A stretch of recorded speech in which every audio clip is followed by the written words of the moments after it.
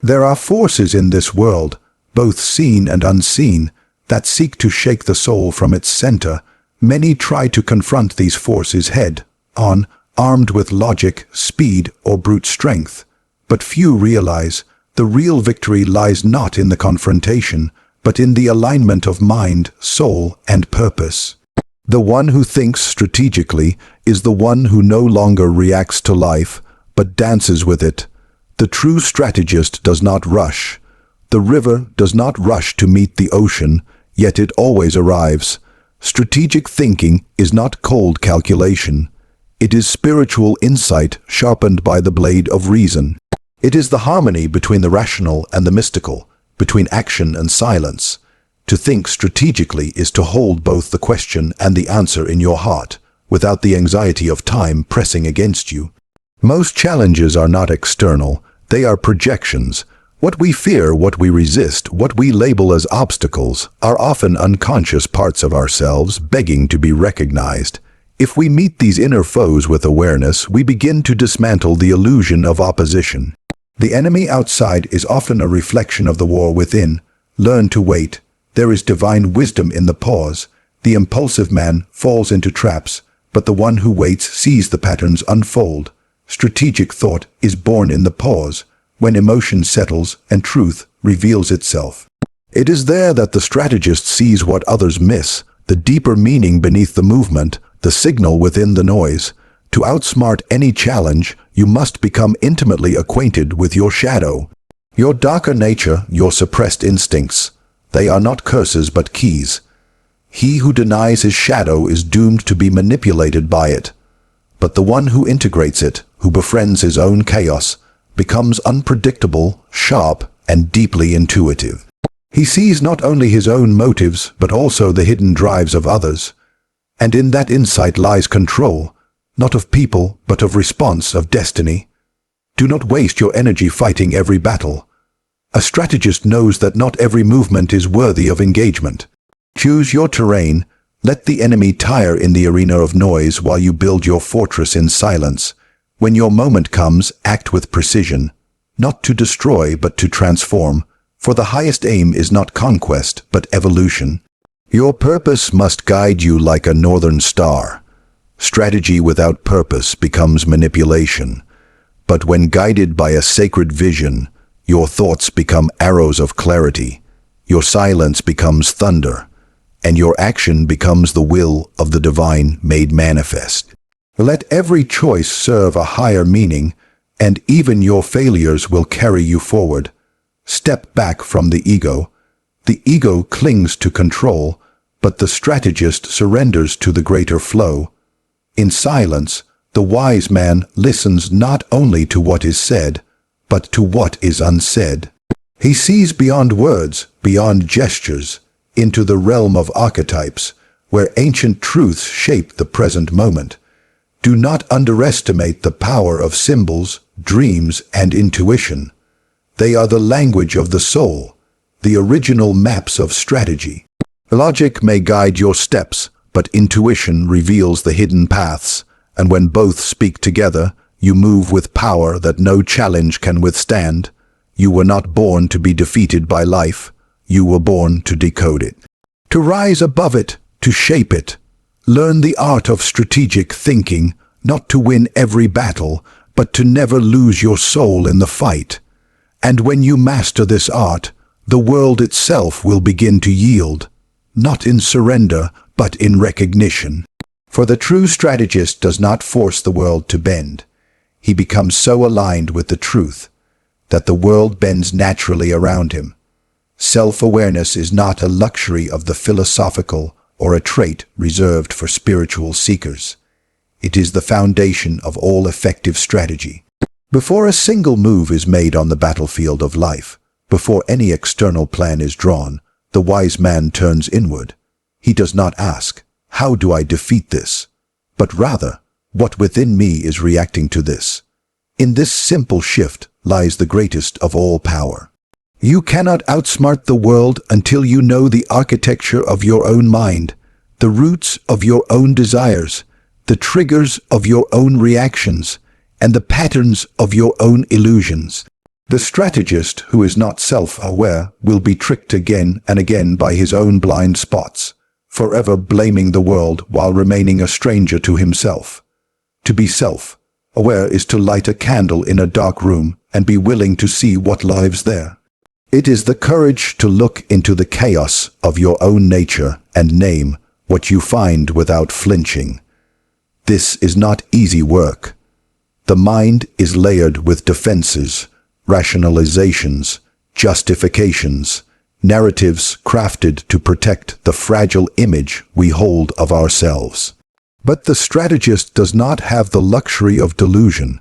He cannot afford to lie to himself. Every lie becomes a weakness, every unexamined fear a blindfold. Strategy, true and lasting strategy, begins with the dismantling of these illusions. When you know your own tendencies, your impulsive reactions, your core fears, your deepest motivations, you begin to move differently in the world. You are no longer easily provoked. You no longer fight meaningless battles. You begin to see where you give your power away, not because others are strong, but because you are unaware. Self-awareness creates a kind of inner freedom, a stillness from which strategic clarity arises. You begin to observe rather than react. You begin to wait instead of rush. You begin to choose with intent instead of defaulting to habit. Without self-awareness, your mind becomes your prison. You are dragged by unseen forces, traumas that were never healed, beliefs you never questioned, emotional wounds that disguise themselves as ambition or vengeance. You move not by will, but by unconscious programming. You may succeed externally, but your victories will be short-lived, hollow, and easily reversed. Self-awareness does not guarantee that you will always win, but it ensures that when you act, you do so from the core of your truth, not from the shadows of your fear. The strategist understands that every conflict in the external world echoes something unresolved within. A personal failure, a repeated frustration, a challenging relationship. These are not random occurrences. They are invitations. The world speaks to you through your experience, and if you are self-aware, you listen, you see the pattern, you extract the lesson, and then, unlike most, you evolve. The one who evolves gains leverage. He rises above the maze while others chase shortcuts. He sees further, thinks clearer, and acts with the calm precision of one who knows himself completely. The ancient dictum, "Know thyself," was not a philosophical suggestion. It was a strategic commandment. When you know your emotional triggers, you can pause before reacting. When you know your insecurities, you can silence the inner critic before it sabotages your ambition. When you know your true values, you cannot be bribed by empty praise or paralyzed by criticism. Self-awareness protects you, not by shielding you from life, but by anchoring you so deeply within that no storm can uproot your purpose. The strategist trains his inner vision with as much discipline as a soldier trains his body. He watches his thoughts not to judge them, but to understand their origin. He notices when his anger arises and traces it back, not to the moment, but to the memory beneath it. He observes when pride flares up and asks, "What part of me feels unseen?" He sees his fear and walks toward it with curiosity rather than avoidance. This is not weakness. It is the most refined form of strength. The man who has mastered himself cannot be mastered by others. Strategic thinking without self-awareness is like a sword with no hilt, sharp, dangerous, and likely to injure the one who wields it. Many people possess intelligence, but few possess insight into their own psyche. They strategize for the world without realizing that their inner chaos is distorting every plan. They chase status to heal unacknowledged wounds. They seek revenge while convincing themselves it is justice. They make choices from pride and call it courage. Self-awareness removes these layers. It shows you not only what you are doing, but why you are doing it. And that why is where transformation begins. When you become self-aware, even your enemies become teachers. The person who triggers you is revealing something about your inner landscape. The setback that enraged you is showing you your attachments. The moment of confusion is inviting you to slow down, to observe your own mind in the act of scrambling for control. If you are wise, you use these moments to grow. You refine your strategy not by altering the world, but by mastering the instrument through which you perceive it, yourself. Strategic thinking also requires you to hold multiple truths at once. You must be able to observe your own flaws without shame and your own strengths without arrogance. You must be able to see your potential without becoming blind to your limitations. This balance is impossible without deep self-awareness. It is not about overanalyzing or becoming self-absorbed. It is about developing the inner stillness required to witness yourself as you are, not as you wish to be seen. From that stillness, clarity is born. Clarity brings choice, and choice brings power. When you are self-aware, you are no longer at the mercy of moods or manipulated by others' agendas. You no longer need to win every argument or prove yourself in every encounter. You begin to conserve energy, to move with purpose, to strategize not from desperation, but from inner abundance. You begin to say no without guilt and yes without fear. You begin to create instead of compete. You become your own foundation, and that is a power no enemy can dismantle. Most importantly, self-awareness leads to alignment. Strategy divorced from soul will always falter. But when you know who you are, you can shape strategies that reflect your highest values, your deepest truths, your real destiny. You stop chasing what glitters and begin moving toward what is sacred. You may change your tactics, but never your principles. You may shift your approach, but never your direction. The strategist who is self-aware does not bend to the chaos of the world.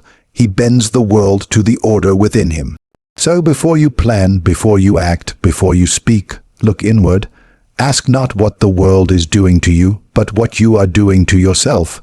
Question your motives, examine your fears, honor your intuition. And remember, to know yourself is not a destination, but a lifelong practice. Each day reveals another layer. Each challenge awakens another truth. But with each revelation, your strategy becomes sharper, your purpose becomes clearer, and your life becomes a mirror of the wisdom you have dared to discover within. Every obstacle is a mirror. What stands before you, seemingly blocking your way, is often not a wall, but a reflection, a manifestation of something already present within you. Life, in its subtle and often mystical design, uses challenges not to torment, but to awaken. What you resist in the outer world is frequently a symbol of what you have yet to accept within.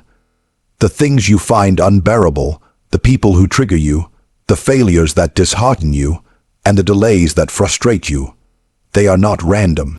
They are mirrors. This truth is difficult to accept because it asks you to abandon the illusion of victimhood. It asks you to take responsibility not just for your choices, but for your perceptions. The mirror does not lie, but it also does not shout. It simply reflects. The obstacle in your path is revealing a pattern, an unhealed wound, a hidden fear, an unintegrated part of your psyche that seeks not suppression but transformation. You can choose to fight the mirror, to break it, to curse it. Or you can choose to look into it and see, when a person repeatedly encounters the same type of setback, a certain kind of failure, a recurring relationship conflict, or a persistent emotional reaction, it is not because the universe is unfair. It is because the same part of the self is being triggered, and it will continue to be triggered until it is acknowledged. The external obstacle is simply the teacher in disguise. It is the soul's chosen way of saying, "Look here, pay attention. There is something within you that needs to come into the light."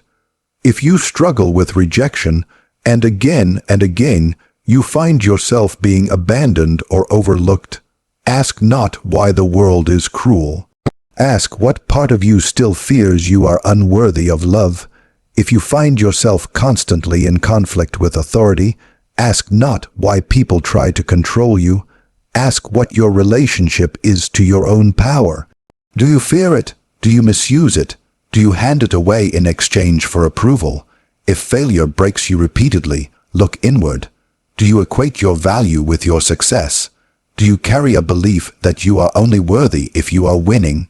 This is the mirror. This is the obstacle showing you the internal landscape of your own psyche. Most people avoid this work. They project their pain outward. They blame others. They tell stories that protect their ego, but arrest their growth. They convince themselves that life is against them, never realizing that life is working for them relentlessly, by refusing to let them rest in delusion. The obstacle is grace in disguise.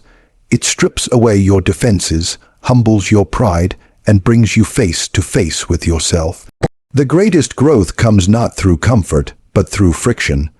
It is when the ego is squeezed, when certainty collapses, when the map no longer makes sense, that the deeper self is forced to emerge.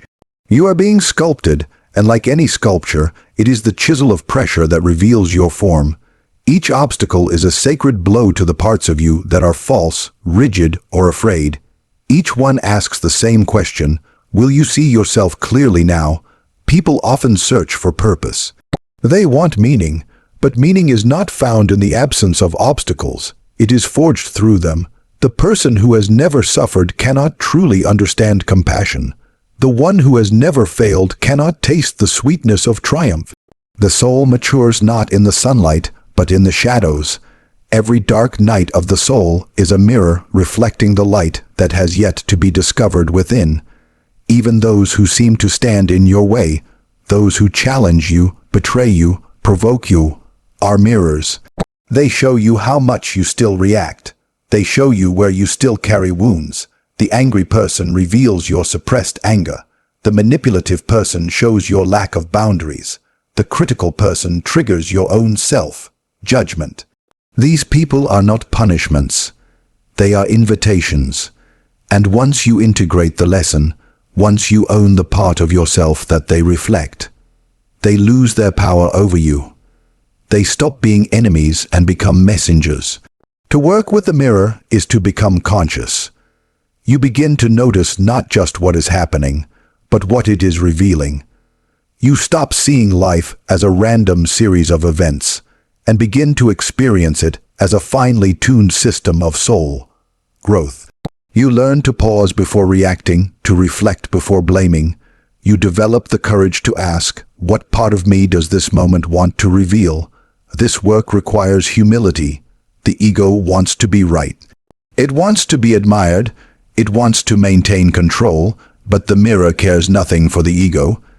It offers truth, which is often uncomfortable, often painful, but always liberating. To grow, you must be willing to admit that the obstacle in front of you is also inside of you. You must be willing to abandon the mask and meet the parts of yourself you have tried to avoid. This is not about self-blame. It is not about guilt or shame. It is about empowerment. When you see the obstacle as a mirror, you take back your power. You stop waiting for the world to change and begin transforming yourself. And as you do, the world begins to reflect that transformation. Relationships shift. Opportunities arise. Challenges that once seemed insurmountable dissolve or are met with a new strength. The outer world is a stage upon which the inner drama plays out. The roles may change, the settings may vary, but the story remains until it is completed. When you learn the lesson, the mirror no longer needs to reflect that image. The obstacle fades, or it returns as an ally. Life stops repeating itself and starts evolving. You move from reaction to intention, from fear to wisdom, from resistance to flow. Those who master this art, who see every obstacle as a mirror, become unshakable. They do not seek a life without challenge, for they understand that growth requires tension. They do not complain about the mirror, they learn from it. They ask better questions. They embrace the pain, not because they enjoy suffering, but because they recognize its sacred function. They do not run from discomfort. They sit with it, study it, and emerge with greater awareness. Eventually, you begin to anticipate the mirror. You sense when a challenge is not just a difficulty, but a doorway. You become curious. You wonder what new part of yourself is being revealed. And you start to live with a kind of spiritual strategy, a knowing that nothing is wasted, that everything has meaning, and that you are always being invited into a deeper version of yourself. This way of seeing changes everything. It transforms how you view your past, how you handle the present, and how you prepare for the future. You realize that what once looked like failure was actually redirection. What once felt like betrayal was actually liberation. What once appeared as delay was preparation. Life is not against you, it is for your unfolding, but you must be willing to look in the mirror, not just glance, but gaze. Not just observe, but understand. And when you do, you will find that the obstacle is not your enemy. It is your guide. It is your teacher. It is your own soul speaking in symbols and circumstances, asking you to wake up, to become whole, to become wise, to become who you were always meant to be. Delay is power, not because it makes things easier or more comfortable, but because it creates space where clarity is born, where emotion settles, and where vision becomes sharp. In a world addicted to speed, the person who knows how to wait, how to pause, how to restrain their first impulse, holds a quiet and rare strength. The ability to delay is not weakness, it is mastery. It is the triumph of depth over reaction, of purpose over urgency. Those who move too fast often fall into the very traps they try to avoid, not because they are foolish, but because they have not yet learned the sacred art of patience. Speed is the obsession of the fearful mind, while delay belongs to the soul that trusts the unfolding of things. To delay does not mean to stagnate. It does not mean to avoid. It means to withhold action until that action is aligned with wisdom. It means allowing a situation to reveal its full nature before responding to it. Too many decisions are made in the fog of emotion, in anger, in fear, in pride. But these emotions are not suitable guides. They distort perception. The one who delays, who steps back, who refuses to be moved by the immediate pull of reaction, gains the advantage of seeing with clear eyes. Delay allows time for truth to surface. It gives you room to evaluate, to reflect, to understand the deeper currents at play. In nature, nothing of value grows in haste. The tree does not reach the sky in a day. The seed takes time to break the soil, to struggle upward, to become strong enough to stand. Likewise, the most powerful decisions, the most enduring strategies, are those born in stillness. When you delay, you are not inactive.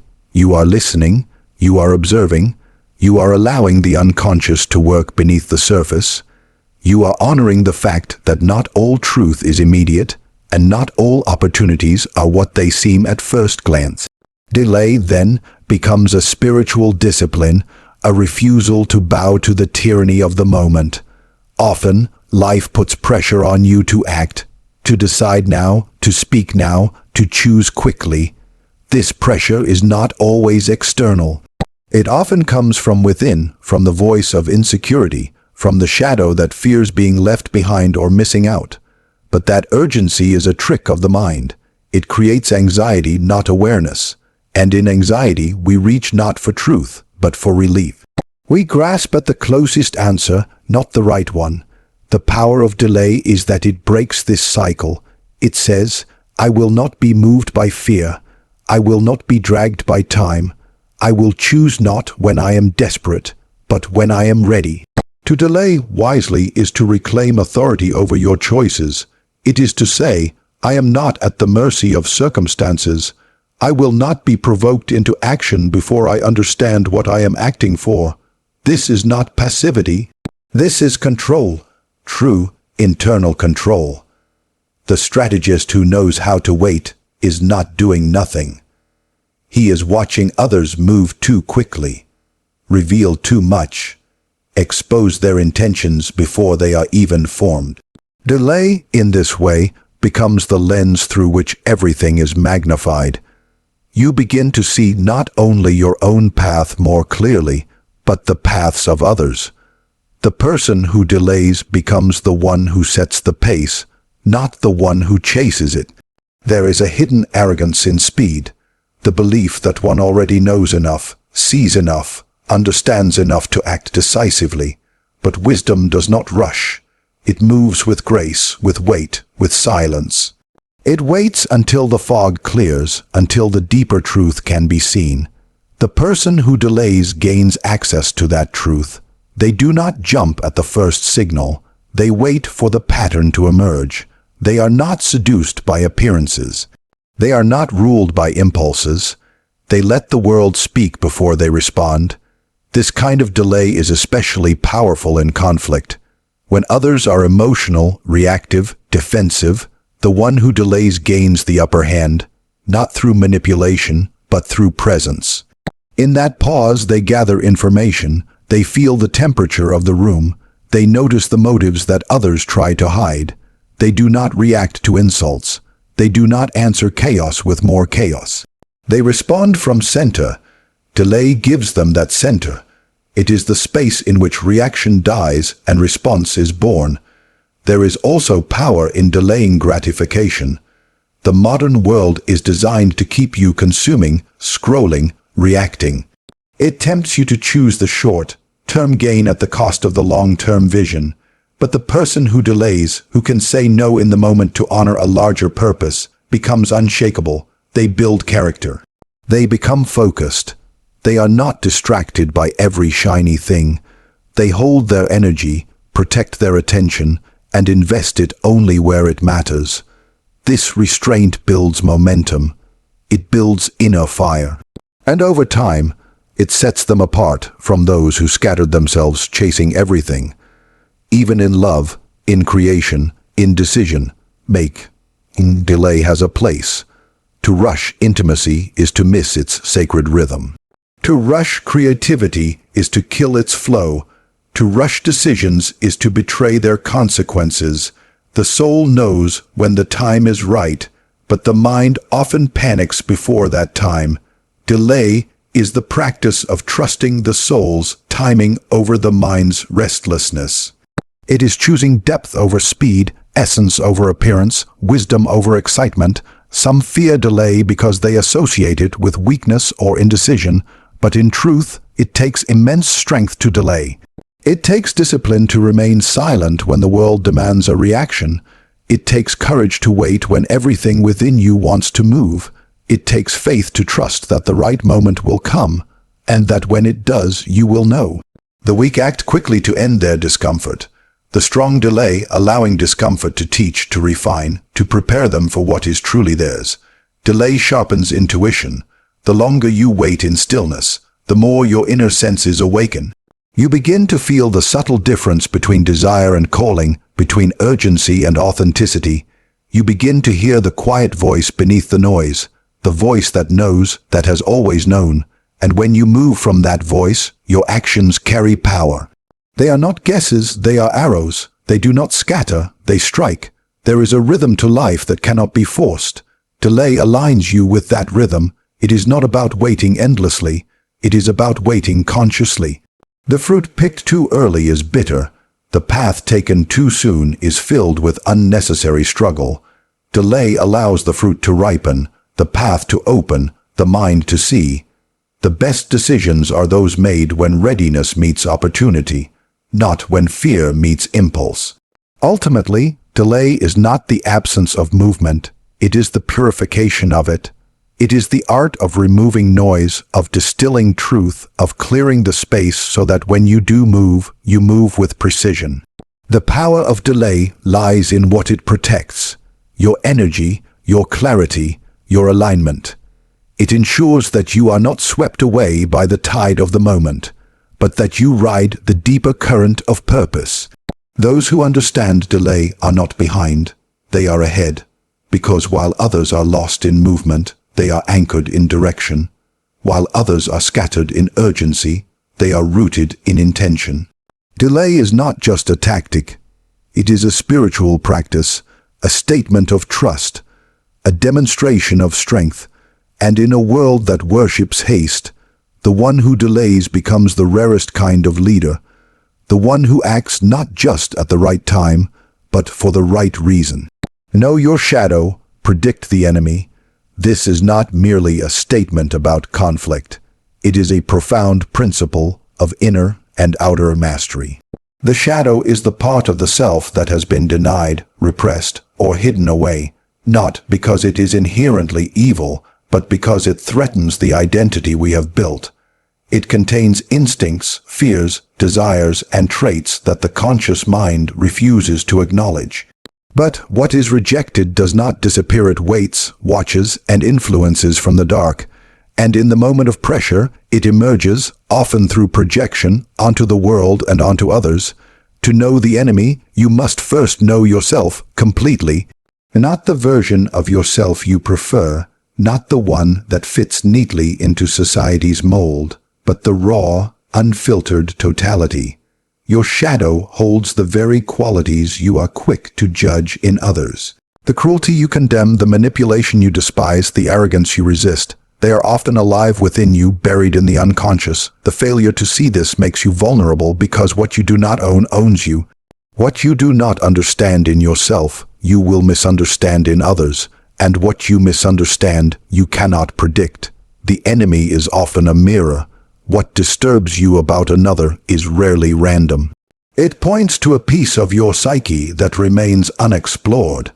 When you meet someone who deceives, and your reaction is visceral, it may be because you have yet to face the parts of you that deceive yourself.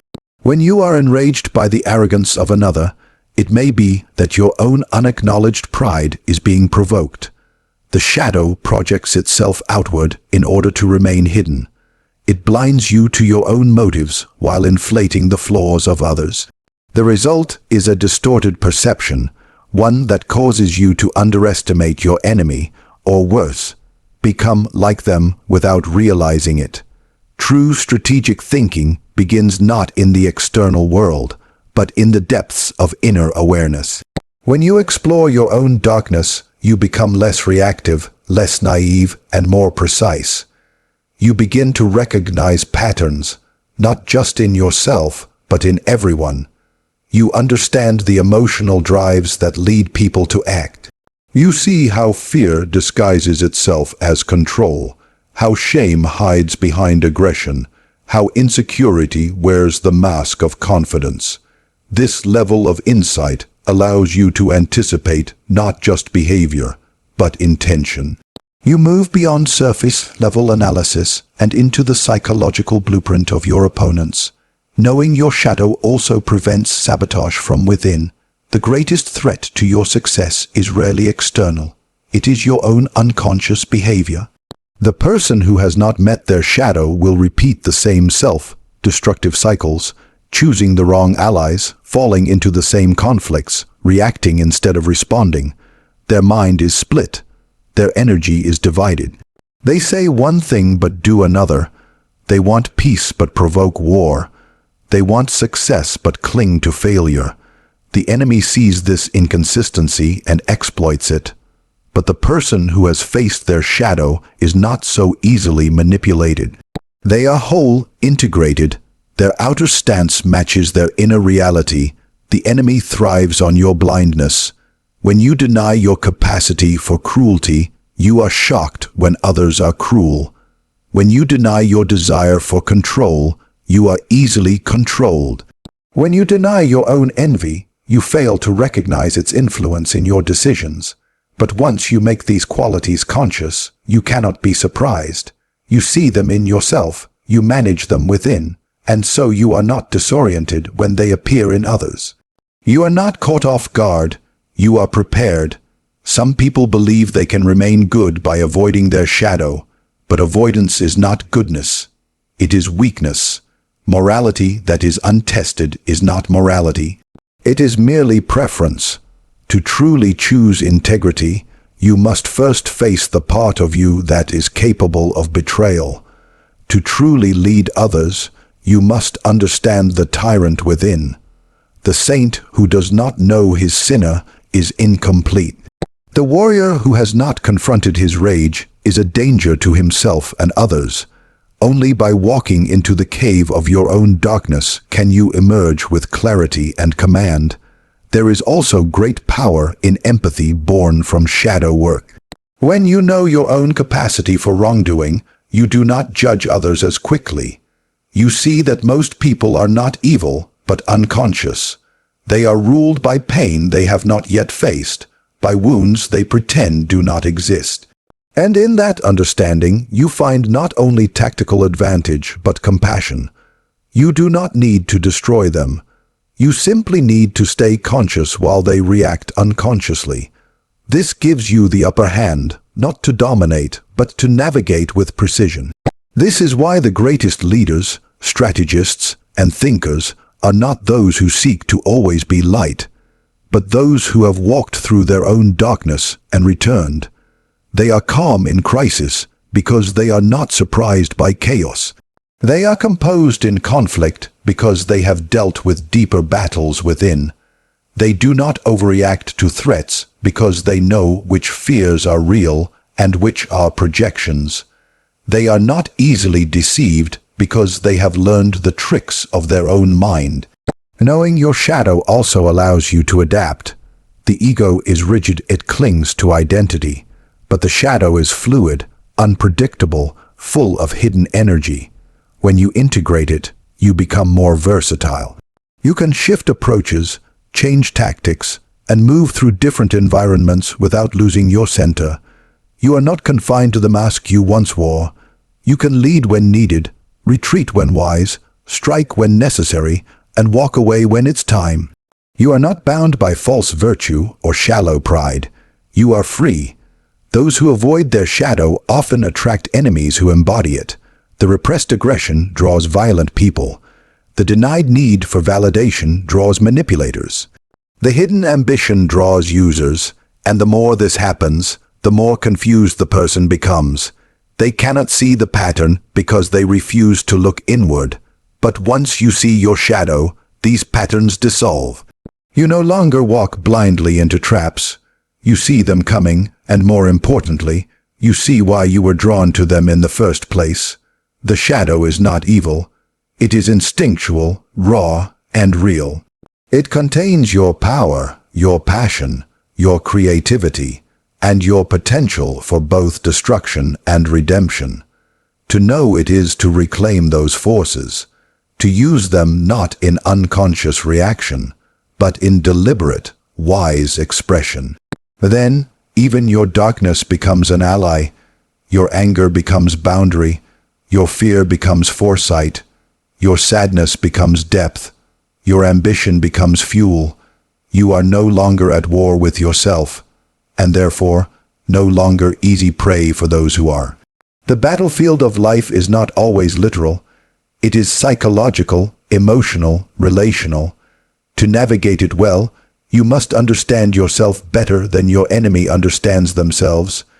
You must know not only your strengths, but your blind spots, your triggers, your weaknesses. This is not self-criticism. It is self-awareness, and from self-awareness comes power. Not dominance over others, but dominion over your own mind. That is the highest form of strategy. So when you meet resistance, when you face opposition, do not just study your adversary. Study yourself. Ask what part of you is being awakened. Ask what fear is being stirred, what old pattern is being replayed. Trace it, name it, own it.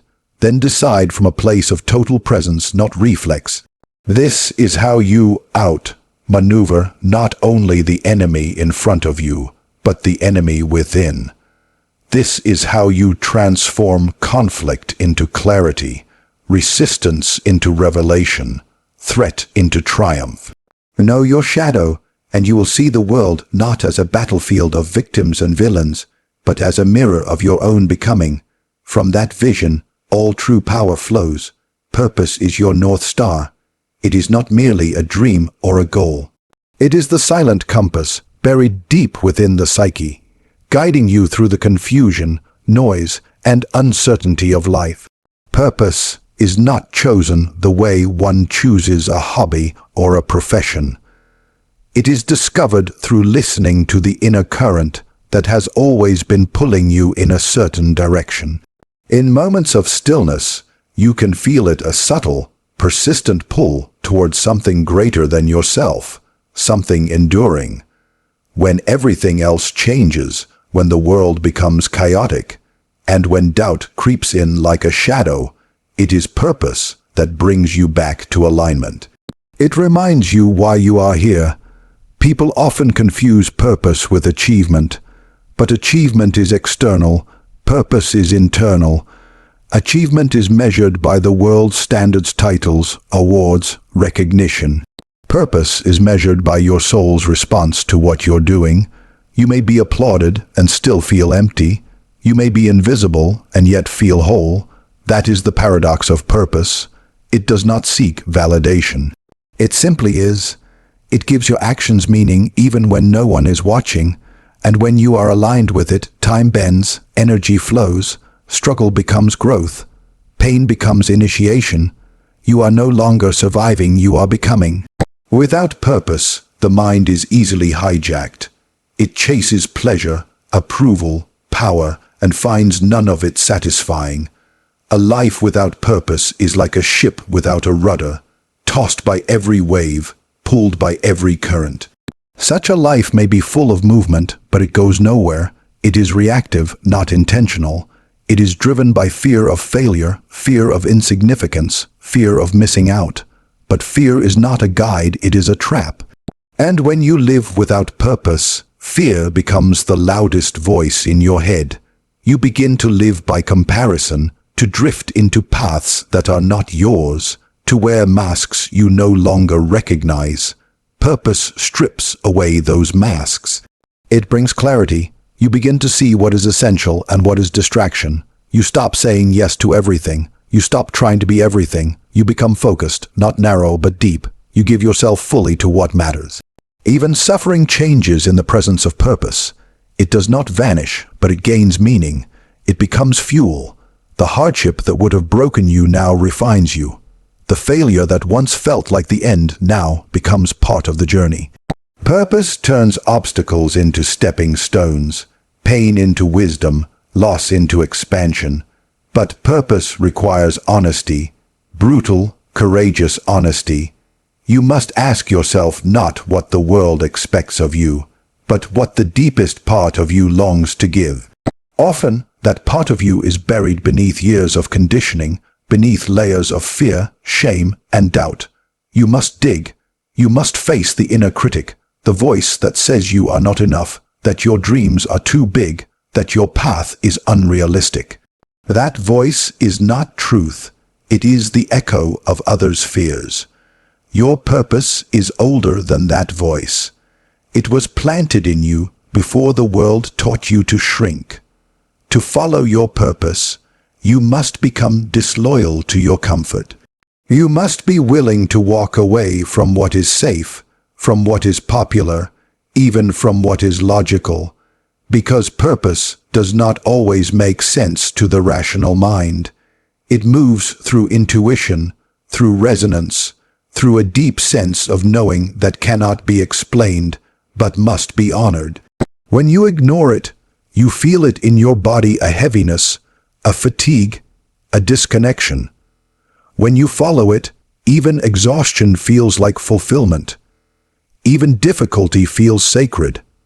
That is how you know you are on the right path. Purpose does not promise ease, but it does promise alignment. It does not remove the chaos of life, but it gives you an anchor within it. With purpose, you can endure storms without losing direction. You can face criticism without collapsing. You can walk alone, if necessary, because you are not guided by popularity, you are guided by principle. This inner alignment makes you magnetic. People are drawn to those who know why they are here. Not because they are loud, but because they are clear. Their presence speaks before their words. In the absence of purpose, power becomes destructive. Influence becomes manipulation. Vision becomes delusion. But when purpose governs your actions, it refines your power into service, your influence into impact, your vision into legacy. You are no longer trying to dominate the world. You are trying to serve something greater than yourself. This shift is profound. It takes you out of the ego and into the soul. And from the soul, everything becomes possible not through force, but through alignment. There will be moments when you forget. When you lose your way, when the world is loud and the inner voice feels faint, these are not failures, they are part of the journey. Even the North Star is not always visible. Clouds come, darkness falls. But the star does not move. It waits for your return, and so does your purpose. It is patient. It does not punish. It simply waits for you to remember. And when you do, when you return to it, everything realigns. The confusion fades. The noise quiets. You remember who you are. Purpose also humbles you. It reveals that your life is not just about you, it is about what moves through you. You become a vessel for something larger. A truth, a message, a service, a creation. And this surrender to something greater, paradoxically, makes you stronger. You stop needing to prove yourself. You start becoming yourself. You stop chasing success. You start embodying significance. You stop asking, what do I want to do? And start asking, what am I here to give? This shift is not subtle, it changes everything. Your relationships become more authentic. Your work becomes more meaningful. Your presence becomes more grounded. You become trustworthy not because you are perfect, but because you are aligned. People can feel the difference. There is no manipulation, no pretense, no performance. Just a person who knows who they are and lives from that place. But purpose also demands responsibility. Once you know it, you cannot unknow it. You cannot go back to sleep. You cannot pretend to be ignorant. You may try, but the inner restlessness will return, the dissatisfaction, the longing, the ache that says there is more. This is not a curse, it is a gift. It is your soul refusing to let you settle. And when you finally stop resisting, when you say yes to what you know you must do, you unlock a power that cannot be found through effort alone. It comes through surrender, through devotion, through trust. Purpose is not a destination, it is a path, a way of walking through the world, a way of showing up again and again with intention, with love, with courage. It may take you places you never expected. It may ask you to become someone you never imagined, but every step will bring you closer to truth, to integrity, to fulfillment. Let others chase applause. Let others count followers. Let others build empires made of sand. You follow your North Star. You walk your path with dignity, even if no one claps. You serve your mission with heart, even if no one sees. You give what you were born to give. And in that giving, you find something deeper than success. You find peace, you find joy, you find yourself. Purpose is your North Star, not because it makes life easy, but because it makes life meaningful. And in a world that is lost in noise, confusion, and distraction, that meaning is everything. It is the one thing that can never be taken from you, the one thing that will never betray you, the one thing that will always, always lead you home. Detach from the ego to see clearly. This is not just advice for the spiritually inclined. It is a strategic necessity, a psychological truth, and a path to wisdom. The ego, for all its illusions of strength, is inherently fragile. It clings to identity, defends against growth, and distorts perception in order to maintain control. It is the voice that whispers, "I am right," even when truth says otherwise. It is the impulse to win the argument rather than seek understanding, to protect the image rather than evolve the soul. And as long as you remain tethered to it, you will never see reality for what it is. You will only see your projection of it. The ego seeks validation because it doubts its worth. It inflates itself with titles, labels, and narratives, false scaffolding built to keep collapse at bay. But no structure can remain stable when it is built on denial. The ego filters every experience through the lens of how does this affect me? It doesn't observe, it reacts. It doesn't inquire, it assumes. And in this haze of self-centered interpretation, truth is obscured. Clarity is not possible when every thought, every decision, and every perception must first pass through the filter of self-importance. To see clearly, one must become still inside, not passive, but free from noise. The noise is the ego's defense system: judgment, blame, justification, comparison, pride. These are not tools of clarity. They are distractions. They cloud the lens of the mind, making the simple seem complicated, the obvious seem hidden, the real seems suspect. Detachment is not the absence of care. It is the presence of freedom. When you detach from the ego, you do not become numb, you become accurate. You see things as they are, not as you need them to be. In the absence of ego, feedback becomes insight rather than insult. Criticism becomes instruction rather than threat. The truth becomes liberating rather than offensive. This shift is profound. It means you are no longer trapped in the need to defend a self-image. You are no longer invested in being perceived a certain way. You are interested in truth more than appearance, growth more than approval. And with this orientation, you step into a kind of vision that is rare and powerful. You see the terrain for what it is, not through the fog of who you think you must be. Ego is a barrier to strategy. The strategist who cannot question his assumptions will always be blind to his weaknesses. The leader who cannot admit mistakes will always repeat them. The warrior who fights for pride will fall to those who fight with purpose. Ego causes overconfidence, underestimation, and stubbornness. It makes you loud when you should be listening, impulsive when you should be observing. It is the root of most failure, not because it is evil, but because it is blind. It would rather cling to illusion than surrender to the truth. But ego is not the enemy. It is a stage, a necessary part of psychological development. Like a shell protects a seedling, the ego protects the emerging self. But the shell must crack for the seed to grow. If the shell remains intact, the plant dies inside. Similarly, the ego must be transcended, not destroyed, but outgrown. You do not need to kill the ego. You need to stop identifying with it. You need to see it for what it is: a tool, a mask, a temporary construct. Useful, yes, but it is not you.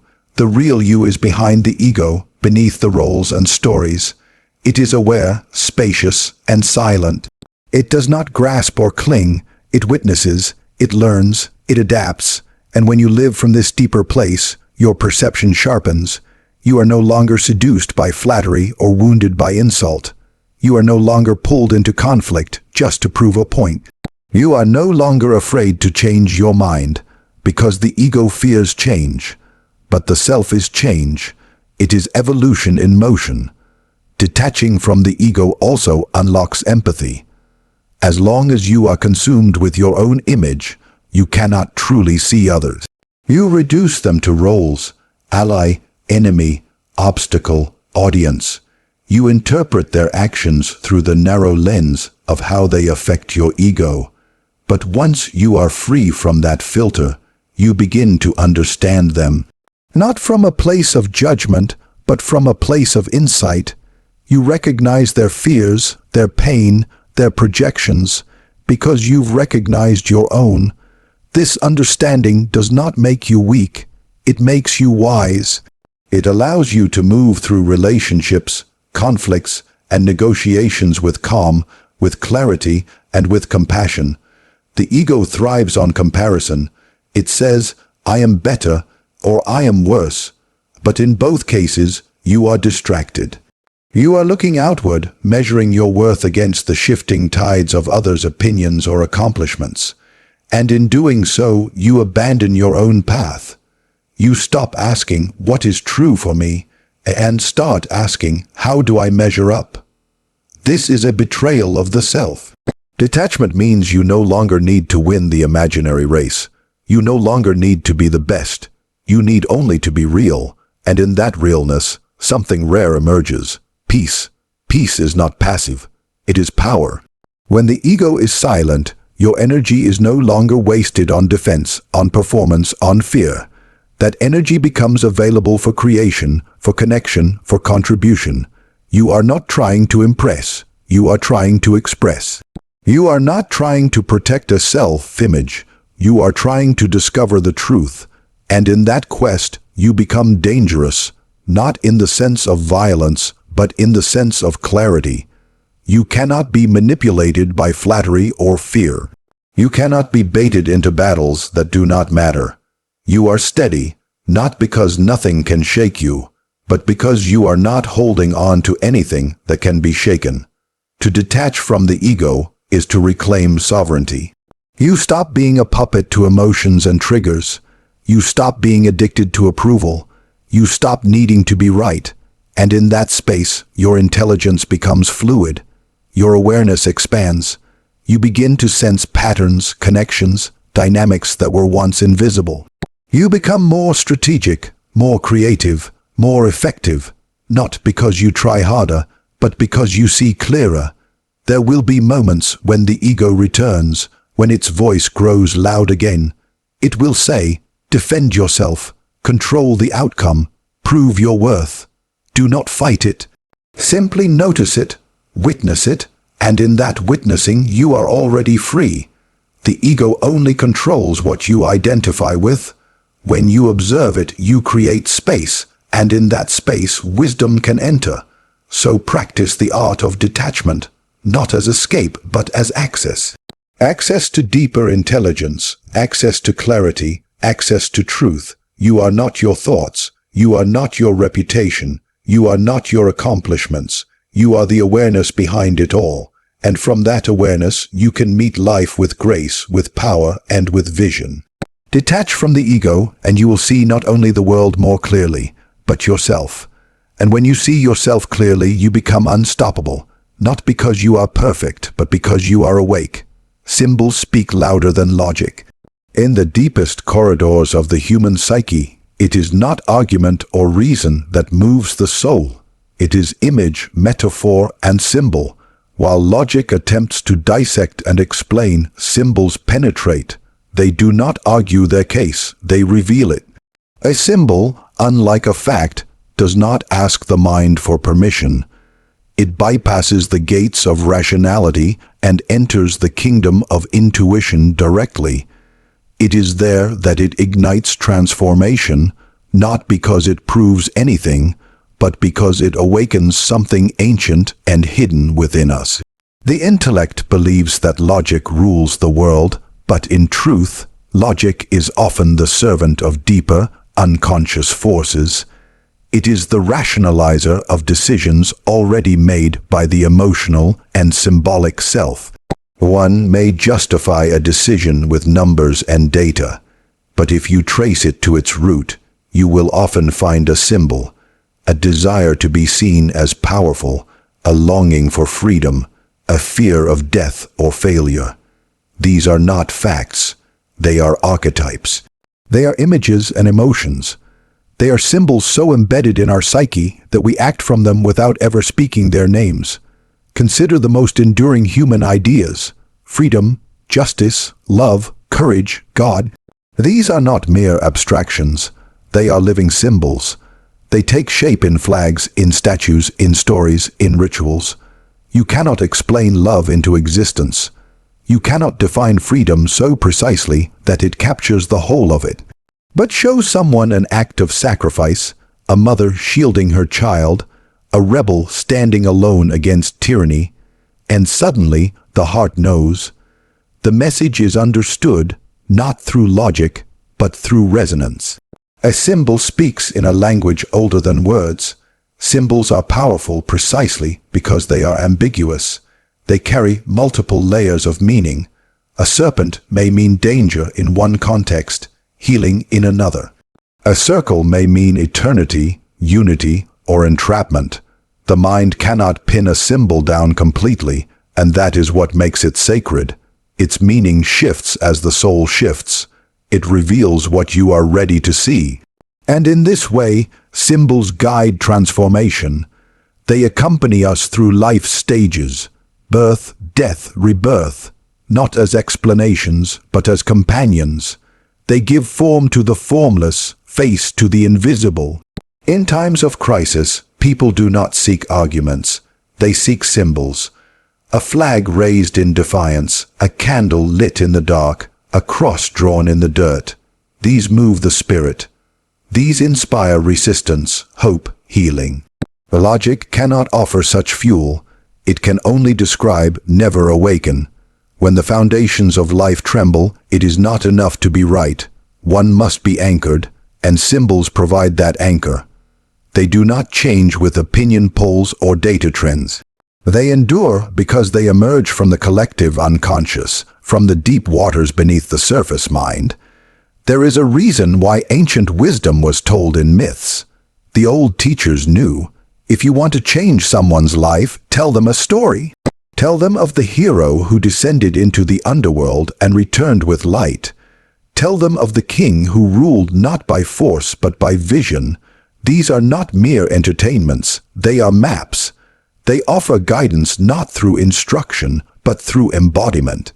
The mind may forget what it is told, but the soul remembers what it feels, and stories, like dreams, are made of symbols. Logic is linear. It seeks cause and effect. But life is not linear. The soul is not mechanical. A single dream may reveal more about a person's journey than 1,000 logical statements. A recurring image, a staircase, a locked door, a bird flying, may contain more truth than years of conversation. These are not irrational, they are superrational.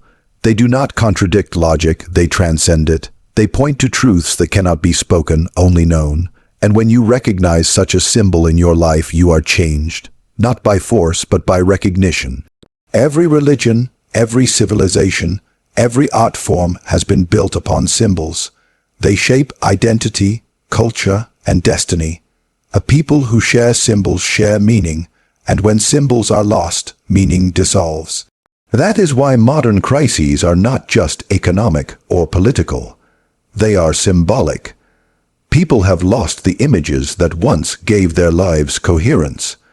They no longer know what to believe in, not because they lack facts, but because they lack visions. And when vision dies, only consumption remains. People become hungry, not for food, but for purpose. They scroll endlessly, searching for something to strike the soul. But only symbols can do that. Even in persuasion, marketing, and leadership, the most effective communication is symbolic. A logo, a gesture, a tone, it carries far more than words. A leader who simply quotes facts may be correct but uninspiring. A leader who embodies a symbol of courage, integrity, or transformation moves nations. The best speeches in history are remembered not for their logic, but for their imagery. I have a dream. Tear down this wall. These are symbols dressed as sentences. They do not inform. They ignite. In relationships too, symbols matter. A ring is not merely metal. A shared song is not just sound. These are anchors of memory, emotion, identity. When a symbol is damaged, when a wedding ring is thrown, a name disrespected, it cuts deeper than logic can explain. Because it's not about the object, it's about what it represents. The logic says, it's just a thing. The soul says, it's everything, and the soul is correct. The journey of inner growth is a journey into symbolism. Dreams, art, synchronicity, ritual, these are the soul's vocabulary. To ignore them is to remain blind to half of reality. Modern life, obsessed with logic, has forgotten how to listen. It seeks data over depth, information over wisdom. But wisdom cannot be downloaded. It must be encountered, and the way it speaks is often indirect. You must look beneath the surface. You must feel the symbol. Symbols require reverence. They cannot be rushed or dissected too quickly. To engage a symbol is to enter a relationship with the image, with the self, with the divine. It is to open to mystery, to allow something larger than the mind to work within you. This is not superstition. It is psychological truth. The symbol bridges the conscious and the unconscious, the seen and the unseen. It shows what cannot be said. It heals what cannot be touched. The greatest truths are always symbolic. The seed must die to become a tree. The night must fall before the dawn. The sword must be forged in fire. These are not metaphors. They are revelations. Life follows these patterns. The more you see them, the more you see clearly, not just with your mind, but with your whole being. You begin to trust not just the visible, but the meaningful. You become attuned not just to facts, but to patterns. You recognize the myth playing out in your own life, and suddenly, everything makes sense. Symbols speak louder than logic because they speak to the whole of you, not just the brain, but the heart, the gut, the soul. They bypass resistance. They awaken memory. They stir longing, and in doing so, they transform you. Not by convincing, but by revealing. Not by arguing, but by reminding. You do not need to understand a symbol to be moved by it. You only need to be open, to see with more than the eyes, to listen with more than the ears. If you truly want to see the world, and yourself, clearly, do not look only to data and debate. Look to the symbols around you, the images that haunt your dreams, the stories that keep returning, the archetypes you are living. Look there, and you will find a deeper truth, a truth that speaks not just to the mind, but to the soul. The world is not held together by logic alone. It is sustained by meaning, by image, by symbol. While logic can guide the mind, it is symbol that commands the soul.